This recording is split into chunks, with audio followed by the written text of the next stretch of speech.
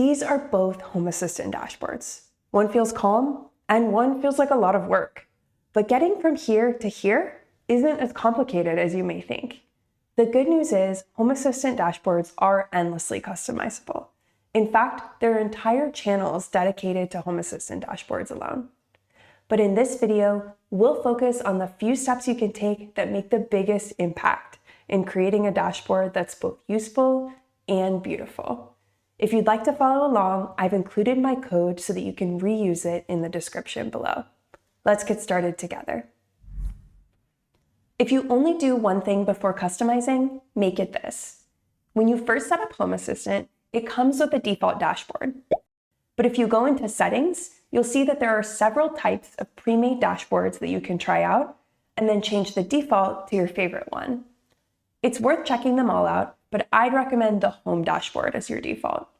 Now, as of filming this, the Home dashboard is still pretty new, so you may need to update your Home Assistant to build 2025.9 or newer to see it as an option. If you don't already have a dashboard you like, the Home dashboard is a great way to get started. This account doesn't have many devices on it, but if I switch to my own account, you can quickly see how the Home dashboard sorts devices and information by areas and summary, giving us a quick and easy overview of what's going on. Now that we've decided on our default dashboard, let's customize it. The main way to start customizing your Home Assistant dashboard is with themes. If you've never made a theme before, you'll need to start by making a few files. Let's walk through how to do it. The simplest way to make our files is with the File Editor add-on. If you don't already have the add-on, we'll navigate to Settings, Add-ons, click on the Add-on Store, and then File Editor. From there, we'll click Install, and once it's installed, add it to the sidebar and click Start. After that, we'll open the file editor. Here, you'll want to find the file called configuration.yaml and open it. Paste this code and hit Save. This will tell Home Assistant where to look for your theme file once we create it. Now, if you don't have a folder already called www, we're going to create one and put a background image in it. The naming here is important, so make sure you name it exactly for our theme to refer to later. Let's open it up and upload the background image of your choice. I'm using this noisy gradient that I created on my iPad, which you can reuse from the description or any background that you choose. Now we're ready to create our theme. Back in the main folder, go ahead and create a folder called Themes, and then inside of that, a file called themes.yaml. For this theme, we'll start with the background image. Anytime you use local in the file path, it refers to that www folder we created. Next, we'll give the cards on the dashboard a transparent white background and change the header color to match. If you ever see an icon like this, it means there's an error in the code. Clicking on this icon will give you more information about what the error is. YAML can be pretty picky about how it's indented, so that's a common issue to look out for. In this case, a single space caused the issue. To apply the new theme, we'll need to go to Developer Tools and click Check Configuration. This is a good safety check to make sure your code has no errors that could prevent Home Assistant from restarting. From there, you'll click here to reload all YAML configuration so Home Assistant recognizes the theme you just wrote. And since this is our first time using the theme, we'll need to go apply it. So we'll go to Profile, scroll down to Theme, and select the new theme we've just created. Now we'll go back to our Home dashboard, and the theme is applied. At this point, we're still using a pre-made dashboard from Home Assistant, and we've used a theme to set the look and feel. But level 2 is all about taking control of the cards themselves. This is where custom cards come in. My go-to is called Mushroom. It's a really well-maintained card library that gives you a cleaner, more polished alternative to Home Assistant's default cards. To install custom cards like Mushroom, we'll use Hacks, the Home Assistant community store. If you're comfortable reading code to get a general idea of what it does, Hacks unlocks a whole new level of customization with community-maintained cards, themes, and integrations.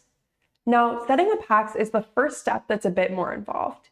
You'll need to create a GitHub account if you don't already have one, install hacks, and authorize it with Home Assistant. I'm not going to walk through every step here because the instructions are already very well documented, and I've linked them in the description. The important thing to know is that this is a one-time setup, and once it's done, installing things like Mushrooms is just a couple of clicks. Once Hacks is set up, you're ready to install Mushroom cards. Just search for Mushroom and click Download. From there, you'll need to reload your browser for Mushroom cards to show up. If you're using a pre-made dashboard like the home one, you'll need to take control to use your new custom cards. To do that, you'll click Edit, the triple dot, and then Take Control.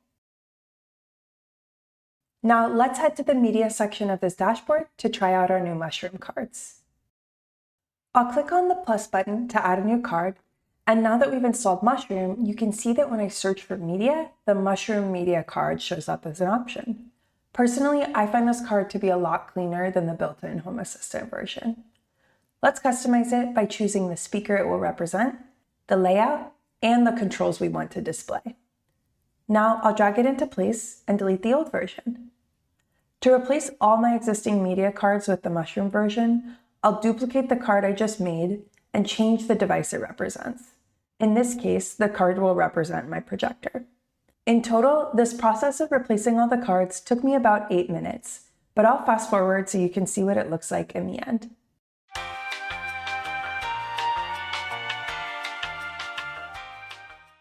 To see what a difference custom cards can make, let's go back to what this media section looked like before and now after. Not bad for less than 10 minutes. All right, you've made it to level 3. We've created our own theme, we've added custom cards. Now level 3 is all about using some CSS to add that final polish and make your dashboard easy to read even at a glance. This allows you to unlock some super powerful customizations, like changing a card's color when something is running, animating icons, or setting a custom font for your dashboard. Let's get started and see what just a few lines of CSS can do. For this one, we're headed back to Hacks to install CardMod. Just like before, we'll search card-mod, download the plugin, and reload. To make sure CardMod works, we'll also need to grab the URL for CardMod from Settings under Dashboard Resources. We'll copy that URL, go back to our configuration.yaml file, and add it as an extra module URL. Finally, we'll go back to Developer Tools to check and reload our YAML configuration so we're ready to use CardMod. This is what my dashboard looks like today when the heater is running, but we can make this easier to read. Let's click Edit and open the thermostat card. From there, we'll open the code editor and add this code. With CardMod, we can add virtually any CSS styling code to our cards by nesting it under CardMod and styles like this. In this particular case, I'm turning the card red if the thermostat is in heating mode. And if you're familiar with CSS, you can style these cards in unlimited ways. Let's turn on the heater and see our change in action.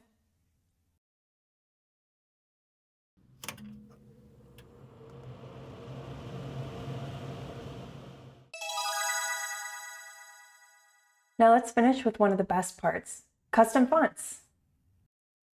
To start, let's pick a font to use. I'll use PT Mono from Google Fonts. If you have a choice, download the WAF 2 version. It's the modern web format and works everywhere Home Assistant runs. Now let's go back to Home Assistant and open the File Explorer to find that www folder we created earlier. We'll want to create a new folder inside it called Fonts and upload our font of choice.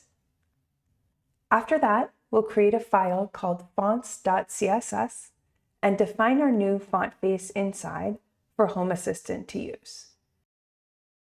You can use this same code as long as you replace the file name here with the font that you've uploaded. Now that our font is defined, we can use it in our theme that we created earlier. Let's add this code which specifies which font to use for all the cards on your dashboard. In order for this to work, your card mod theme here has to match the name of your theme that you're putting it in here. I found that it's best to use no quotes or spaces in the name.